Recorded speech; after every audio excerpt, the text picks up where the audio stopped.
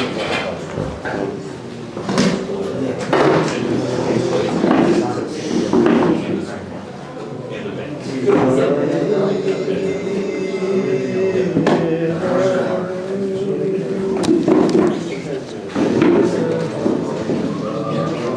tell me when, Moshe.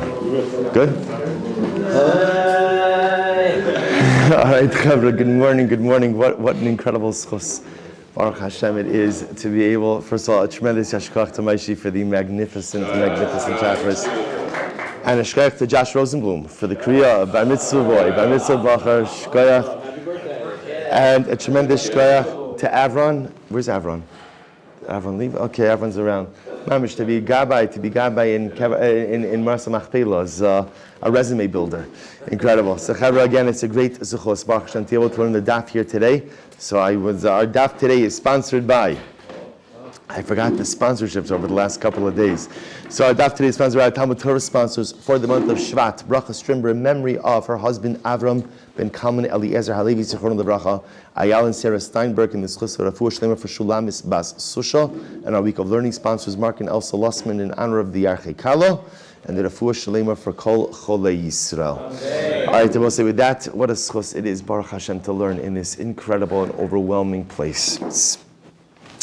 The schus that we have to be able to learn Torah each and every day is obviously immeasurable, and the schus we have to learn here in the proximity of our parents, proximity of Yaakov and Leah, is beyond words. Let us hope that Emir Hashem, our tefillos and our Torah, give our parents a healthy dose of nachos. Shabbos, we are picking up, today's daf is Yud Zayin 17, and we are picking up Emir Hashem on Tes Zayin Amud Beis 16b, and we left off 2, 4, 6, 8, 10, 11 lines up from the bottom. So if you remember again, we left off with a profound yesodistic machlokes between Rabbi Yochanan and Reish Lakish. Specifically, again, as the Mishnah just mentioned, that remember the Mishnah was dealing with the case of a person who takes a neder nazirus while standing in a cemetery. So the way the Mishnah phrased the halacha is that the Mishnah essentially said that halacha l'maisa, the days that he spends in the cemetery do not go ahead and count towards the neder nazirus. The Gemara deals, or the machlokes Rabbi Yochanan and Reish Lakish deals with a more yesodistic question, which is, well, what's the nature of the neder? What's the impact of the neder? How do we view the neder? Do we view it essentially as if the neder has taken effect, but yet the actualization of the neder was delayed until he leaves the cemetery? That's essentially Rabbi Yochanan. Neder chala alav, he becomes a Nazir. Or do we say like Reish Lakish, ein naziros chala alav? Reish Lakish essentially says, no, you're not a Nazir. Right? You can't become a Nazir while standing in a cemetery. They will say, what's the nafkamina? What's practical difference between these two approaches? Practical difference is when you leave the cemetery and then ultimately again are metaher yourself, do you need to re-accept the neder nazirus or not? According to Rabbi Yochanan, absolutely not. According to Reish Lakish, absolutely yes. So let's go. Eis veis, Gemara is the kasha. Eis Rabbi Yochanan Reish Lakish. So Rabbi Yochanan is kasha to Reish Lakish. Misha nazar vu b'veis hakvara. So we'll say, so again, Rabbi Yochanan says that even when you take a neder nazirus in a cemetery, that neder is chal. The neder works. So Reish Lakish says, no, it doesn't. So Rabbi Yochanan asks a kasha on Reish Lakish. Eis Rabbi Yochanan Reish Lakish. Misha nazar. Somebody became a Nazir and he was standing in the cemetery. Even if he was standing there for 30 days, ultimately, again, the days he stays in the cemetery do not count towards the neder naziros. Maybe carbon tuma. And furthermore, again, he does not bring a carbon. In other words, he doesn't bring a carbon as if he was a Nazir who became tameh. So the Gemara says, what can you infer from here? Carbon tuma hu delo maisi. What you can infer from here is he doesn't bring a carbon tuma. That's right, he doesn't bring a carbon. Ha mechel chayile alei. That will say what Rabbi Yochanan is saying is the fact that the Mishnah has to say that he doesn't bring a carbon tuma. That statement is only necessary if what? If you hold that he has become a Nazir. Because if he hasn't become a Nazir, then it's not a shayla. Of course he's not bringing a carbon tumah. So the fact that it has to say he doesn't bring a carbon tumah tells us that ultimately, again, the neder nazirus was in fact chal on him. So Amar Lei, Reish Lakish would respond, no. Eino b'taras tumah, ve'ena b'toras karban. Now what it means to say is, he's not shaykh to ultimately, again, the halachos of tumah, and therefore by definition he does not bring a carbon tumah. So Reish Lakish will say that's what it means. When it says eina maybe carbon, it means that he's not shaykh to the halachos of tumah. Why? Because the neder nazirus did not devolve upon him at all. Ace says, Gemara is another kasha, mishaya tameh benazar, somebody who was tameh, and then took upon himself a neder nazirus. So what's the halacha? Asur legalech v'lishtos yayin.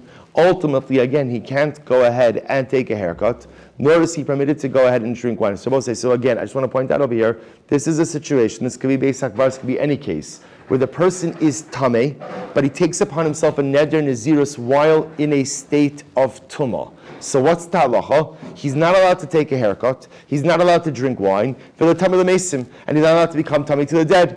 But if he took a haircut or he drank wine, or he became tameh for the dead,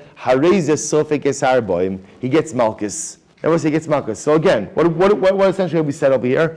We've said over here that a person who is tameh takes on a neder nazirus. If he drinks wine or becomes tameh again, he gets malchus. Now, both say, says Rabbi Yochanan, so Rabbi Yochanan says, listen, if you hold that even when a person is tameh, if he takes on a neder nazirus, ultimately again that neder is chal, then it makes sense that what? That he'll get malchus for cutting his hair, drinking wine, will become tameh l'meisim. But if you hold Reish Lakish, that if you're tameh and you become a nazir, that the neder does not devolve upon you, then ultimately again, why would you get malchus if the neder was not chal? It's a good kasha. Both say top of Yud Zayin. Reish Lakish will respond, what's the case here? Biyotze v'nichnas. The case over Rabbi says where what? Where the guy took on his neder nazirus in a cemetery, and then what? And then what? And then he left. And then he left. Okay, so once you leave already, we'll say, what happens once you leave? Even Reish Lakish would agree that halacha l'maisa, once you leave, there's room for the actual neder to now devolve upon the individual. So the Gemara says, Eisvei, so Rabbi Yochanan's not finished. Eisvei, ein bein tamei shen nazir, le nazir tamei shenitba. So Rabbi said, this is an interesting formulation. This is in tomorrow's daf. This is Mishnah in tomorrow's daf.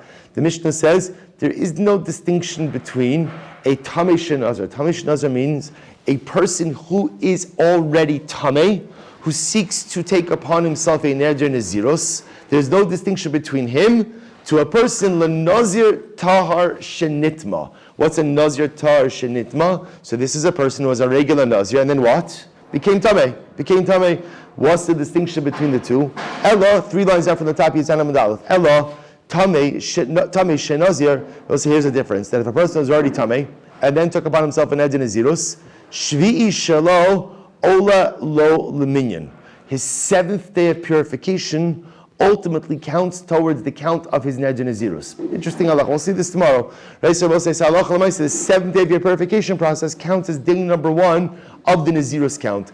The nazir tamish and itma, but halacha l'maisa again, if a nazir, regular nazir, who was tar, and then became tameh, so now he has to go through a purification process. Ein shvi'i shalo ola lo leminyan. His 7th day of purification does not count towards his 30-day nazirus. I says the Gemara, and if you hold, this is Rabbi Yochanan asking Reish Lakish, if you hold that halacha l'maisa, nazirus is not chal at all when you take it upon yourself in a state of tumah, amai ola lo min aminyan, then ultimately again, why would it count? Why would day number 7 count as part of the neder nazirus if nazirus is not chal upon you when you are tameh? So Amar Rav Ashi, so let's listen to this. Amar Rav Ashi has a different version of this. He holds mechol koli amalo pligi dechayla. So we'll say Amar Rav Ashi is coming along and reframing the machlokes. He says no. Everyone agrees. Rabbi Yochanan agrees, and even Reish Lakish agrees that what?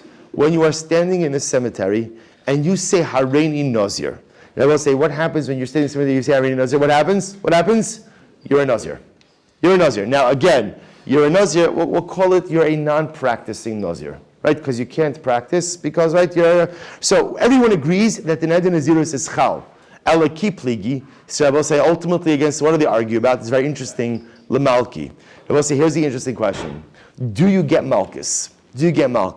So imagine for a moment that this Nazir is standing in a cemetery were then to go ahead and either delay in the cemetery, cut his hair, drink wine. Ultimately, again, would there be a chiyuv malkus in this situation? So listen to this. Rabbi Yochanan Savar, Kevan dechayil loki. Rabbi Yochanan holds, listen, since the neder nazirus was chal on the individual, therefore by definition he will get malkus for any Nazirite infraction.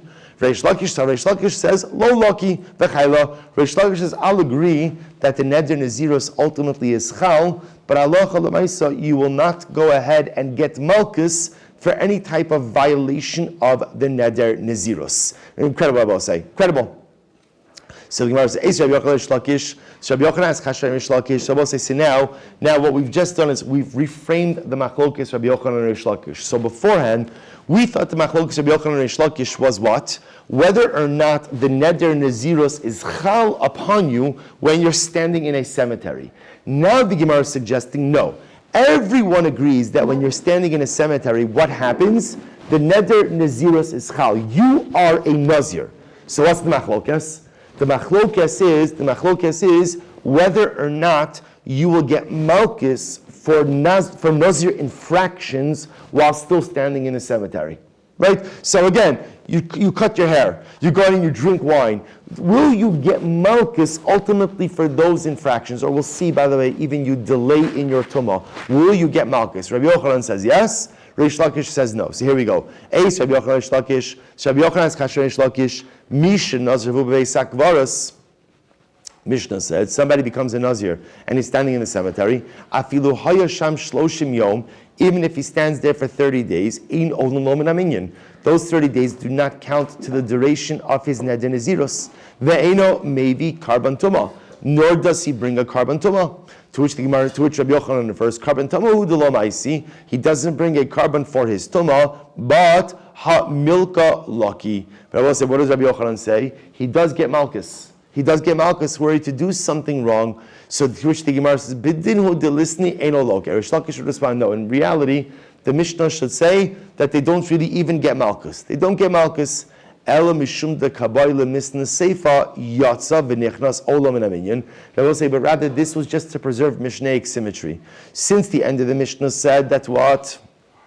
Yotze v'nichnas olam in aminyan, that if you go out and you come back in, then the clock does start. So maybe karban tumah, and you do bring a karban tumah. Tana Reisha eno maybe karban tumah. Therefore, just for Mishnaic symmetry, the Reisha says you don't bring a karban for tumah as well. But eno chinami, it's quite possible. Reish Lakish says that you wouldn't get malchus for anything. Okay, tashma. So we'll say we're still in this machlokes. So tashma, ein bein tamei she nazir le nazir tar shenitma. There is no distinction between a tamei who made a neder nazirus versus a person who is tahar, right? A nazir who was tahar and then became tamei. Ela shetamei shenazar shvi'i shala ololo min aminyan. But I will say, but what? But rather, again, in general, if a tamei became a nazir, his seventh day of purification counts as part of the count of his neder nazirus. However, if a nazir tar shenitma, but a nazir tar becomes tamei, ein shvi'i shala olam min aminyan. His seventh day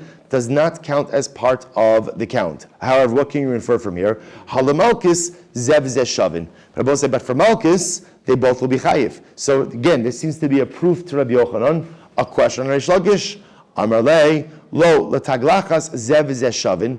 However, the Amar lei lo letaglachas zev shavin. In terms of hair cutting, both will be the same. Aval le'inyan malchus mai. What about for malchus? Ze loke v'ze eino loke. Ultimately, and I will say, the Nazir who became Tameh will get Malchus, who was Tameh became Tameh will get Malchus, but ultimately, again, the Nazir who took his Neder Nazirus while Tameh will not get Malchus. If that's the case, listen, why doesn't the Mishnah say that? Rosa is incredible. Bitakanta kamairi, bikilkula lo kamairi. The Mishnah is focused, I will say, on ultimately positive steps towards affirming Nazirus, not on ultimately, again, mistakes in Nazirus. Incredible. Tashma, Misha Tameh v'Nazir, somebody was Tameh and he became a Nazir, Astra legaleach v'lishtos yayin. He's not permitted to take a haircut, nor is he permitted to drink wine. V'im gilach v'shasa yayin, but if he did take a haircut and he drank wine, or v'nitma l'mesim, or he engaged in further tumah, Hare ze sofek es harboim. Ultimately, again, he should get malchus. Now, we'll say, so what do you see from here? You see from here that even halacha l'maisa, that's what? If the Nazir is already tamei, but what? He subjects himself to tumah again. What's going to be the halacha? What's the halacha? He gets malchus. I will say this seems to support whose opinion, Rabbi Yochanan, and seems to refute Reish Lakish, to which the Gemara says, Einachinami tiyufta. Tiyufta. This indeed would refute Reish Lakish's position, and halacha l'maisa, you would get malchus for further tumah, even if you're already tamei. Therefore, I will say, we'll see the Rambam in just a little bit, but based on what we have just learned, we can say the following. Number one, everyone is going to agree that when you take upon yourself a neder nezirus in a cemetery, what happens? The neder is chal. That's number one, and everyone seems to be agreeing with that right now. Number two, I will say, based on what we just said, halacha l'maisa, if you were to, now again, number two, based on that, but when does the count for your neder nezirus actually begin? When does it begin? When you leave the cemetery, and obviously after the purification process. Not only that, but halacha l'maisa, day number 7 could potentially count as part of your neder nezirus as well. What happens if when in the cemetery you go ahead and violate further restrictions of nezirus, you cut your hair, you drink your wine, you expose yourself to another source of tumah, what's the halacha? Malchus. That's what the Gemara seems to be coming out over here, like Rabbi Yochanan on all levels. Rabbi Yochanan is also a very profound piece of hashkaf on this, which is it's interesting. You'll say to yourself, the Nazir tamei, also listen to this, because this is hashkaf l'maisa. The Nazir tamei, who's already tamei, what's the halacha? If he exposes himself to another form of tumah, what's the halacha? The Gemara seems to, what's the halacha? He gets malchus. We'll say, what do you see from here? Sometimes a person says, you know what? I'm already broken. I'm already tamei. I'm already shivrei kelim. I'm already on the bottom of the bottom, the lowest of the low. So what does it matter what I do? But Elamai Abba said, what do you see from this? What does Rabbi Yochanan teach us? Rabbi Yochanan teaches us that even if you're tamei, maybe you're tamei, but the truth is, the Jew is never the lowest of the low. That's why that's what it means. Why is it that if I expose myself to further tumah, this malchus? Because even when I think that I'm the lowest of the low, I'm not. I'm not the lowest of the low. As Rabbi Nachman says, Ein shum yeyosh ba'olam klal. A Jew is never permitted to give up on himself. That's why, again, you could never just say, I'm already tamei. Who cares? I'm already broken. Who cares? No, we all make mistakes in life. But even when you make mistakes in life, you have not abdicated your residual tara. Your residual tara always remains within you. Your residual goodness always remains a part of you. And that's why even if you're tamei, you're still not allowed to subject yourself to any additional forms of tumah. This Rav Kook, Rav Mitzchak Kohen Kook again says this was the whole idea of the Rosh Hashanah Yom Kodem HaChag by Purim, but he says that by Purim, by Chanukah, by the Pach Shemen. What's the whole miracle of the Pach Shemen? The whole miracle of the Pach Shemen says that no matter how much you mess up in life, there is always a little jug of spirituality. Munach b'chosamo shal Kohen Gadol. Literally again with the stempel, with the seal of the Kohen Gadol, that represents your untainted spirituality that is always, forever a piece of you. By the Hashkacha, we're talking about Pach Shemen. We're right by Yaakov Avinu. Yaakov Avinu goes back for the Pachim Kitanim. The Baal Shem Tov HaKadosh says, you know what the Pachim Kitanim are? The Pachim Kitanim are the little droplets, little nitzotzos of Kiddusha that ultimately remain within each of us. Yaakov Avinu went back for the Pachim Kitanim because sometimes in life we forget about the Pachim Kitanim. We forget about the fact that we only focus on our mistakes. And we forget that no matter how many terrible mistakes we make in life, each of us has the Pach Shemen. Each of us has the Pachim Kitanim. Each of us has the little pockets of beautiful holiness and spirituality which still reside inside of us. That no matter how badly I mess up in life, it's there. And because I have the Pach Shemen, because I have the Pachim Kitanim, that gives me the ability, the springboard, and the platform for personalistic, comprehensive, cathartic tshuva. Because if I didn't have good left inside of me, there would be nothing to rebuild with. Incredible. Explicit in the Gemara. Daf Zayin Nazir. Okay, let's go back there. We'll see the Rambam in just a little bit. Bye, Rava has the following Shaila. Nazir. Mahu. But listen to this. A person is a Nazir, and now he's in the cemetery. Mahu. What's the halacha? Rabbi said, now this is an interesting shayla. So Rabbi say, so listen to this. So if you take a look, okay, let's actually go weiter. We'll go weiter. So Nazir Beis Akvaras Mahu. So Baishi Lamalkus Olo. So Rabbi say, this is an interesting halacha.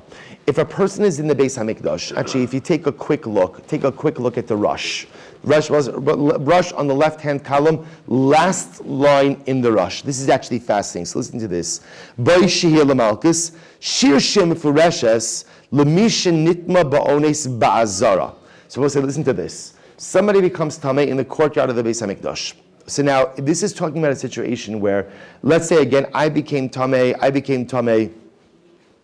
with an extenuating circumstance. Chas v'shalom, I'm in the Beis Hamikdash, Emeretz Hashem. Chas v'shalom, someone dies, right, and they fall on me, right? Literally, they fall back on me, right? So now that's called a tumah ba'onis, extenuating circumstances. I cannot have planned for that. So the Rush says, she'enu chayiv kares. I'm not chayiv kares because generally one is chayiv kares if they come into the Beis Hamikdash in a state of tumah. I'm not chayiv kares, says the Rush. We'll say, just turn the page for just a moment. Unless I go ahead and I remain in the Beis Hamikdash, shir hishtachava. This is very interesting. So I will say, if you become tamei ba'ones, you're not immediately chayiv kares for being in the Beis Hamikdash in a state of tumah. Rather, you're only chayiv if what? If you tarry. And how long do you have to tarry, delay? Shirish tachaba.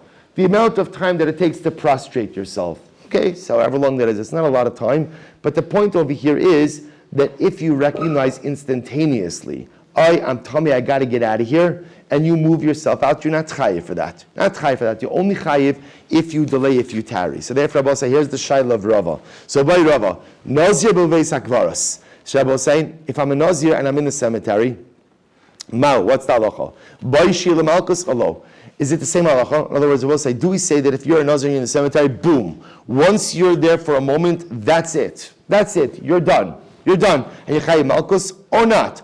Or maybe Baishi l'malkus. So we'll say, so do we say that once you're there instantaneously you're chayiv and malkus? Or maybe just like the Azara, maybe you're only chayiv malkus if you're a Nazir that enters into the cemetery. If what? If you tarry, if you delay, thank you, that's the better word than tarry. If you delay for a few minutes, to which the Gemara says, Ilema, so hechidam, what's the case? Ilema da amrile lo tinzar. So I'll say, ultimately, again, if the guy is in the cemetery and he's about to take a neder nazirus, and we tell him what? Hey, don't do it. Essentially, Rabbi say, see, there's two ways to look at this shayla. This could be a Nazir who accidentally enters into a cemetery, right? He takes a wrong turn, right? So I'll say, again, we have sheikhs. They say, how can you take a wrong turn into a cemetery? They will say, we just came from Tzfas. You could easily take a wrong turn into a cemetery in Tzfas, right? Most of it is cemetery, right? So you could go ahead. I made a wrong turn. I was going down to the mikveh of the Arizal, right? In the Kohanically friendly pathway. I made a wrong turn. So that could be, or it could also be a case of where a guy's in the cemetery and he's about to say Hareini, and you know what he's about to say. And we tell him, don't do it. To which the Gemara says, if he got hasra, lama li shehiyah, then ultimately, again, then he should be instantaneously chayiv. To which the Gemara says, Nazir maitam lo b'shiyah, to kamasribe, hachinami kamasribe. You know, let's say, in general, a stam Nazir walks into a cemetery, right? Ultimately, again, he becomes chayiv instantaneously. Why? Because he has hasra. And I will say, where's his hasra? Because when he becomes a Nazir, we give him all of the halachos concerning being a Nazir. So therefore, he's chayiv. So if the guy is literally about to say, I already Nazir, and we say to him, don't do it in a cemetery, then halacha l'maisa, he should be chayiv immediately. Ella, rather I will say, what's the case? Ella kigon is very interesting. Shenichnas b'shida teva umigdal uba chavero upara me'alav ma'aziva. So this is very interesting. You're a Nazir, and you have to go through a cemetery. So I will say, how do you go through a cemetery? B'shida teva umigdal. What do? You go ahead and you're going in a covered carriage. And you know, what happens? Your friend decides to play a practical joke on you. And what does he do? There's always guys like this. What does he do, right? He pulls out the bottom of the carriage, right? Or exposes the bottom area of the carriage. So we'll say, now what's the problem? The problem is now the tumah olo bakas, right? Now you're exposed to tumah. That exposed to Tumah. So Rabbi say, so what's Uba Chaveru Para Me'alav Naziva? So Rabbi say, so what's the halacha? So Ki Gemirin Shehiyah Bebeis HaMikdash Aval Avroi Lo. So Rabbi say, ultimately again, do we say that the concept of Shehiyah is a din by the Mikdash? In other words, the concept of Osai that you're not instantaneously tamei is a din. Do we say that is dafka a din by the Beis Hamikdash? Aval avroi, but tuma outside of the Mikdash, lo. Tuma outside of the Beis Hamikdash ultimately again is instantaneous. Od dil maloshna. Or perhaps it makes no difference. Perhaps there is a din of shehiyah ultimately again wherever you are, be it the Mikdash or be it the Beis Hakvaros. To which the Gemara says, teku. So I will say, so just do me a favor, keep the running list of questions we have, because maybe what we'll do is we'll save that tomorrow. Tomorrow morning we'll have a little bit more time. We'll save the Rambam Meretz Hashem for tomorrow. So just keep the list of running questions. Number one, can you become a Nazir in a cemetery itself? Machlokes Rabbi Yochanan Reish Lakish. It sounds like from that case, ultimately again, that you can. Everyone agrees that it's chal. Right? The next question is going to be, halacha l'maisa, if you violate, you do something violative. Is that a word, violative? It is now. Excellent. We're in Eretz Yisrael. I can speak any kind of English I want, right? Right? Violative, right? So ultimately, right? I'm sorry. Wikipedia, right? I think violative. Menachem, you're legal counsel. No, violative. Sure. Okay, sure. That's good. I've even worn down legal counsel. This is mamish. This is very exciting. So. All right, so that's question one. Question number two, I'll say, is if you violate the Neder Nazirus, ultimately, again, while in the cemetery, do you get Malchus or not? Okay, and I'll say, question number three that we'll have to answer is halacha l'maisa. Let's say again, you're in the cemetery now. You became a Nazir. Halacha, it is a word. Right, excellent. Right, halacha l'maisa. Now you're in the cemetery. Do you instantaneously violate your Neder Nazirus? Or do we say that there's a din shia? Because in the Beis Hamikdash there is a din of shehiyah that you only are chayiv for tumah if halach l'maisa you remain for the amount of time that it takes to prostrate yourself. Does that din apply ultimately outside of the Beis Hamikdash as well? Fine. Another kasha. B'ayla Rashi. Nazir b'Beis Hakvaros. If a person becomes a Nazir and he is in the Beis Hakvaros, so we'll say, so again, once again, this is our Mishnah's case. I am a regular guy, I'm standing in a cemetery. I decide to become a Nazir inside of the Beis Hakvaros. So listen to this. Ta'un giluach olo. So I will say, does such an individual require a haircut or not? Now what does this mean? I will say, take a look at Rashi. Rashi says, Boy Rav Ashi, Nazir b'Beis Hakvaros ta'un giluach, Bayoma shvi'i shalo olo. So I will say, on the seventh day of purification, does the individual require a full shaving or not? To which the Gemara says, let's analyze. Ki bai taglachos. I will say, now, again, what's the shaila? Just understand what the shaila is. In general, I'm a regular Nazir. So I will say, so what's the halacha if you become tamei? What's the halacha? 7 days purification and what? Full, right, karbanos, bird, full shaving, and you start again. You start everything again. So the shaila over here is our guy who became a Nazir in the cemetery, right? So now he's going to come out of the cemetery. What has to happen? Now remember, he doesn't count. He hasn't started his count. 7 days of purification. Now he's going to come out. What's the shaila? At the end of the 7 days of purification, does he, now again? Is he chayv carbon? No. Right, that was the Mishnah. It's a 50-50, right? That was a no, right? No carbon. Saloch l'maisa now, is he chayiv giluach? That's the shaila. Is he chayiv giluach or not? So here's the shaila. So ki bai taglachas. So we'll say, do we say that when do you require a haircutting? Tar shenitma dekamatami l'nazirusei. Perhaps again, ultimately again, when is it that halacha l'maisa you require haircutting? You require haircutting if you are a nazir tamei a Nazir tar who became tamei. The kamatami the Nazir say about tamei shenazar lo, but perhaps ultimately again a Nazir who became a Nazir in a state of tumah, perhaps halacha l'maisa he does not require taglachas. O dilma loshna. Or perhaps there is no distinction. Perhaps halacha l'maisa, whenever you are starting a neder nazirus in the aftermath of tumah, halacha l'maisa, you are going to go ahead and have to require haircutting. So let's analyze. This is our last question for today. So tashma misha nazir b'Beis Hakvaros. If somebody took upon himself an Neder Nazirus and he's in the cemetery, afilu hayasham shloshim yom, even if he was there for 30 days, it does not count for him as part of the tally for Nazirus. Ve'eno mevi karban tuma, and halacha l'maisa, he does not have to bring a karban tuma. To which the Gemara infers, karban tuma hu de lo maisi. It sounds like the only thing he doesn't have to do is what? Bring a karban tuma. Aval giluche boy. But maybe it sounds like over here that's what? He should require hair cutting.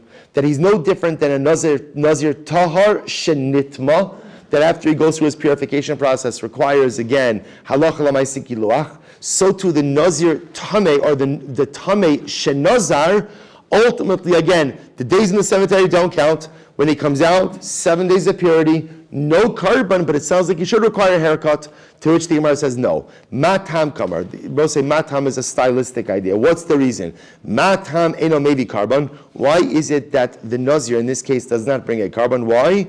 I'm sorry. Matam eno maybe karban tuma mishum delo ba'i giluche.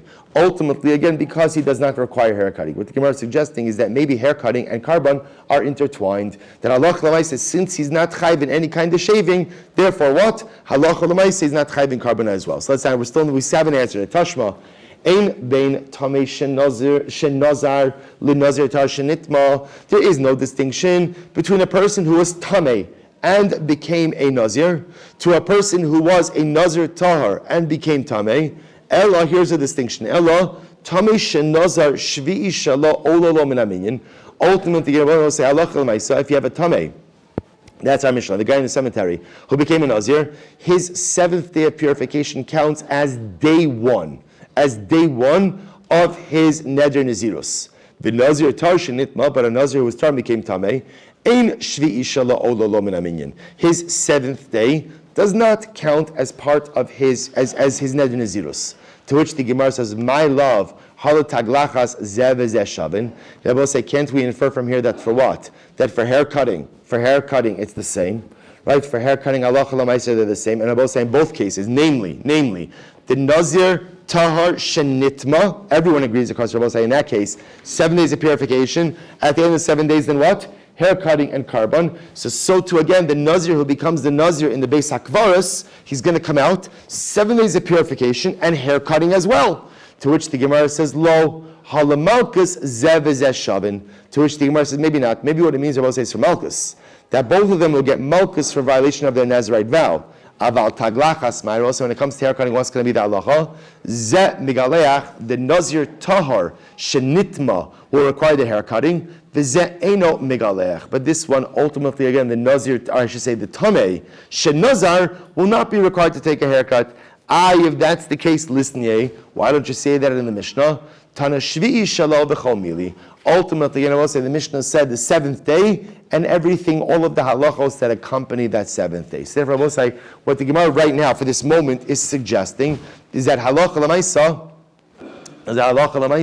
there is no haircut for the guy who became a nazir inside of the cemetery. That for that individual, again, he has no obligation ultimately of any kind of hair cutting. Okay, so I will say, so again, that's issue number 4 that we have to deal with, right? So now I will say, halacha l'maisa, the Nazir of our Mishnah, who is the guy who becomes a Nazir inside of the Beis HaKvaros. So here's what we know about him. Sounds like what we know about him is, number 1, the Neder Nazirus is Chal. Aleph, that's number 1. Number 2, the count does not begin until when?